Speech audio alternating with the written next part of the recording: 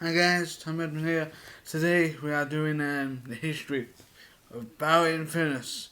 Barrow-in-Furness is a town in Cumbria, northwest England, historically part of Lancashire. It was incorporated as a multiple borough in 1867 and merged with Dalton-in-Furness urban district in 1974 to form the borough of Barrow-in-Furness at the tip of the Furness Peninsula, close to the Lake District. It is bordered by Morecambe Bay, the Duddon Estuary and the Irish Sea. In 2011, Barrow's population was 57,000, making it the second largest urban area in Cumbria, after Carlisle natives of Barrow, as well as the local dialect are known as Barrowavian. Clockwise from the upper left, central Barrow, with the skyline of Blackpool also visible, Barrow Island, Ronley Bridge and Furness College, Furness Abbey, Rabson Square, Duck Museum and DDH, Barrow Town Hall and St Mary's Church. In the Middle Ages, Barrow was a small hamlet within the parish of Dalton-in-Furness, with Furness Abbey, now on the outskirts of the modern-day town, controlling the local economy before its dissolution in 1537. The iron prospector Henry Snyder arrived in Furness in 1839, and with other investors opened the Furness Railway in 1846 to transport iron ore and slate from local mines to the coast. Further hamlet deposits were discovered of sufficient size to develop factories for smelting and exporting steel for a period of the late 19th century.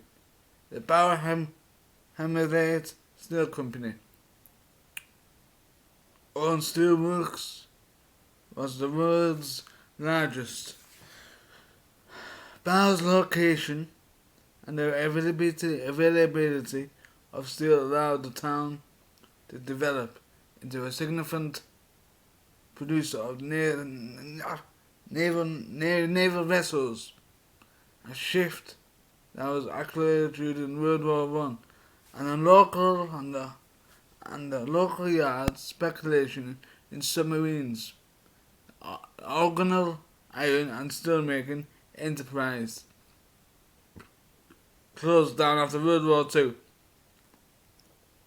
leaving Vickers Shipyard as Barrow's main industry and employs several Royal Navy flagships.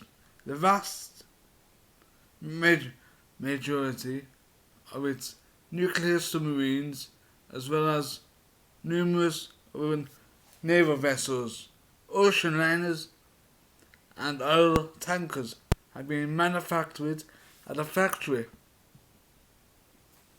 The end of the Cold War was subsequent decrease in military spending, saw high employment in the town through lack of contracts. The BAE Systems shipyard remains optional as the UK's largest by workforce, 9,500 employees in 2020, and is now undergoing a major expansion associated with the Dreadnought class submarine program today. Barrow is also a hub for energy generation and handling offshore wind farms for one of the highest constructions of turbines in the world, including the second largest offshore farms with multiple operations bases in Barrow. The early history, Barrow and the surrounding area has been settled non-contractually for several millennia, with evidence unrolling the island, despite a rich history of Roman settlements across Cumbria and the discovery-related artifacts in the Barrow area. No buildings or structures have been found to support the idea of functioning Roman community on the Furness Peninsula. The Furness Hall discovery of vacant silver coins and other artifacts in 2011 provided significant evidence of Norse settlement in the early 9th century. Several areas of Barrow, including Yorkside and Ormsgill, as well as Barrow and Furness, have names of Old Norse organ. The Domesday Book of 1086 recorded the settlements of Hudson Roos and Hogglesey, which are now the districts of Harcourt, Roos and Ronley, respectively. Furness Abbey was one of England's most powerful monasteries in the Middle Ages.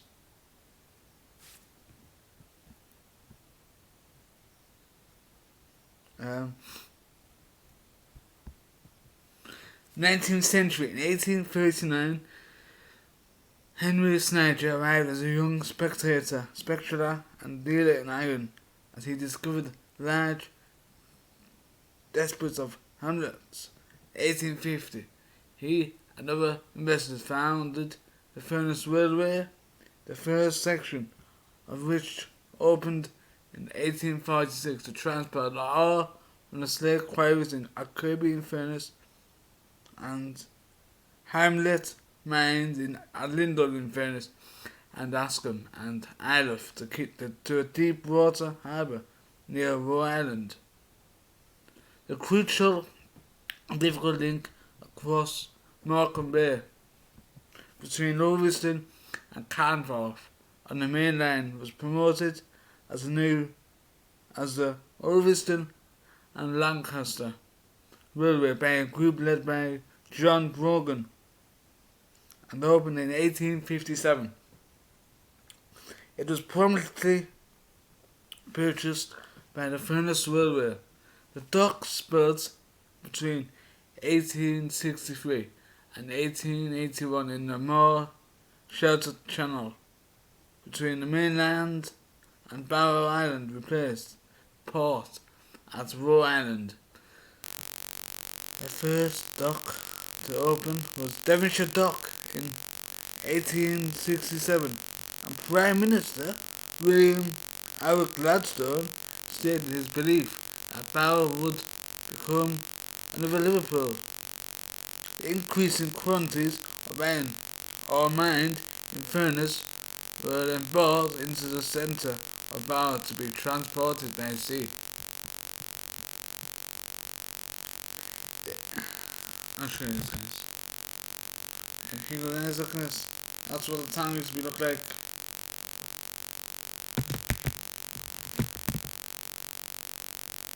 The investors in the Bergen mining and railway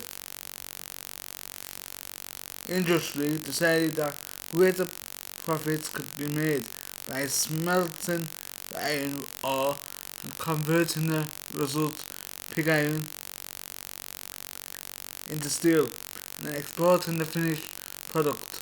Snyder and James Ramsden, the railway's general manager, erected blast furnaces at Barrow by 1876, formed the largest steelworks in the World War.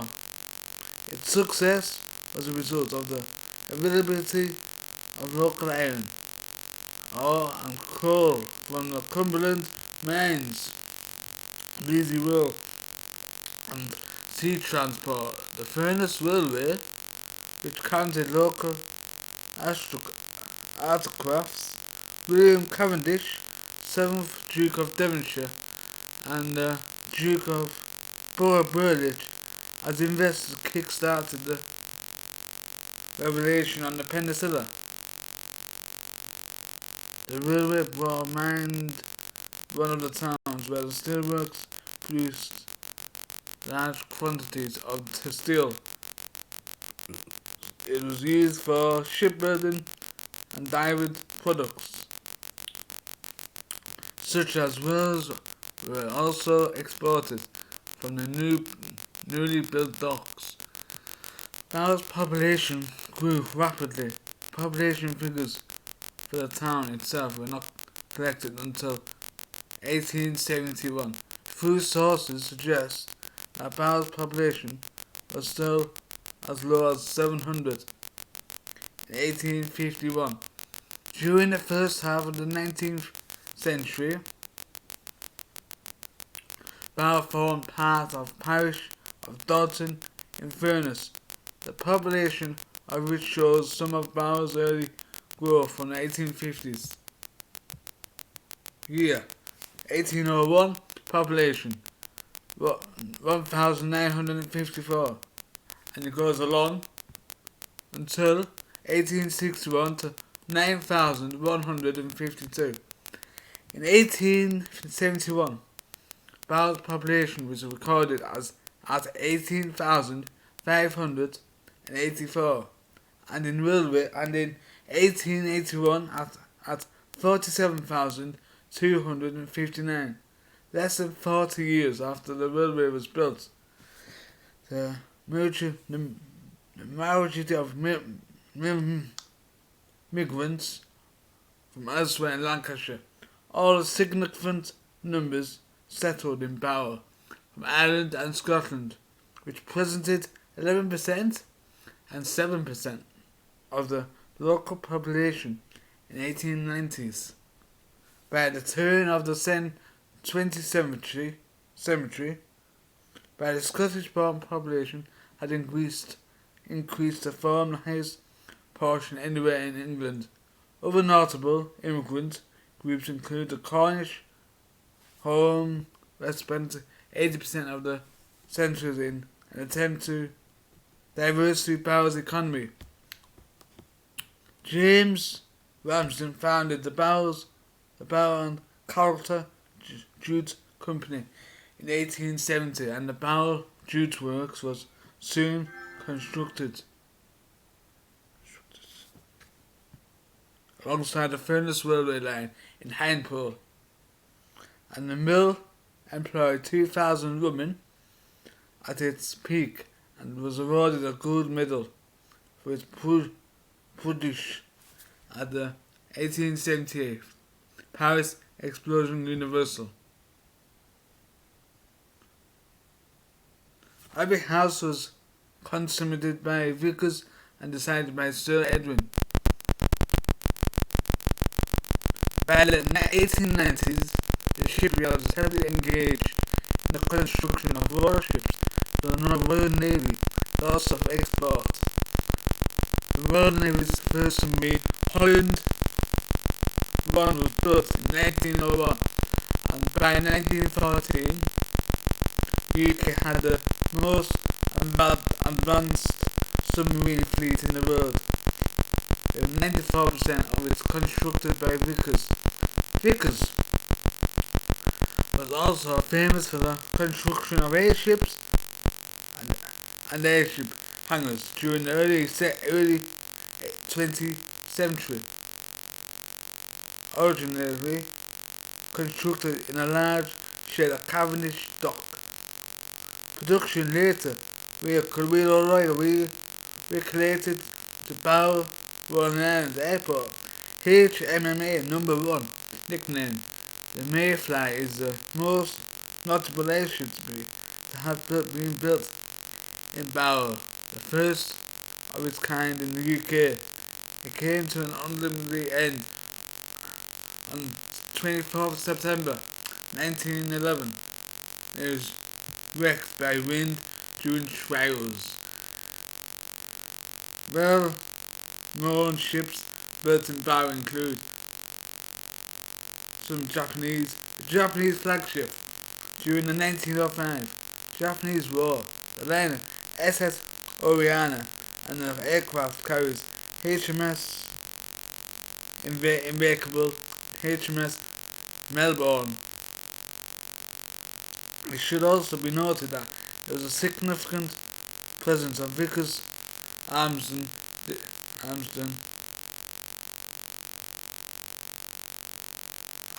Century. Hope you enjoyed this, guys. In Barrow, with a huge heavy engineering workshop on Mackerson Road, supplying Armstrong for the British Army and Royal Navy throughout both World Wars. World War One brought significant temporary migration as workers arrived to work in the munitions factory and shipyard, the town's population reaching to an estimated peak of around 82,000 during the World War. Thousands of local men fought abroad during World War One. 616 were ultimately killed in action. During World War II, Barrow was a target for the German Air Force, looking to disable the town's shipbuilding. Capital C Barrow Blitz. The town suffered the most in a short period between April and May in 1941. During the war, a local housewife, Nella Last, was selected to write a diary of her experience on the home front of Master Project. Her memories were later adapted for a television program as Housewife 49 started Victoria Hood. The difficulty in targeting bombs meant that shipyards and steelworks were often missed at the expense of the residential areas. Ultimately, 83 people were killed and 11,000 houses in the area were left damaged. To escape in the heaviest bombardments, many people in the central areas of the town to sleep in hedgerows, with some being permanently evacuated. Barrow's industry continued to supply the war effort, with Winston Churchill visiting the town on one occasion to launch the aircraft carrier HMS besides the dozens of civilians killed during World War II. 268 Barrow men were also killed whilst in combat. Barrow built was an impressive Japanese Navy flagship during the Japanese War. If you enjoyed this video, guys, please like, subscribe, hit the little notification for more like this. If you want me to do more in different towns, I'll find it. Thank you guys, peace out. Thank you for watching.